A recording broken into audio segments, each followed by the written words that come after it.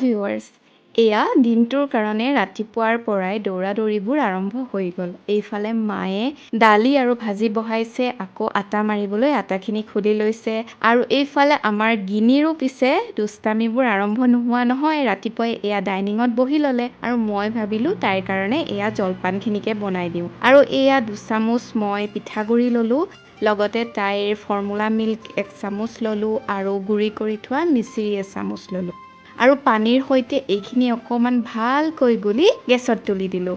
আৰু এয়া চাওকচোন, মই আপোনালোকক তাইৰ এই জলপানৰ ৰেচিপিটোৰ কথা কৈ থাকোঁতেই তাইৰ কাৰণে এয়া জলপান ৰেডি হৈ গ'ল।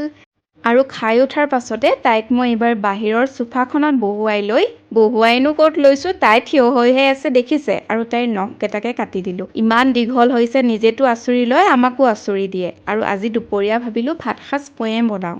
এয়া প্ৰথমেই তিতা কেৰেলা আৰু আলু ভাজিলোঁ, তাৰপিছত অকণমান মাছ আছিলে, সেইখিনিও ভাজি থলোঁ, আৰু আজি আছিলে লোকেল চিকেন। একেবাৰেই চিম্পলকৈ বনাইছোঁ, কাৰণ গিনিও খাব, গতিকে কুকাৰতেই গোটেইখিনি মই প্ৰথমতে ভাজি ল'লোঁ, আৰু তাৰপাছত হুইচেল কেইটামান মাৰি দিলোঁ, আৰু এয়া হৈ গ'ল ৰেডি। আৰু এইফালে ভাত খাই উঠাৰ পাছত তাইক ককাকক এক্সাৰচাইজ কৰোৱাত লাগি গ'ল।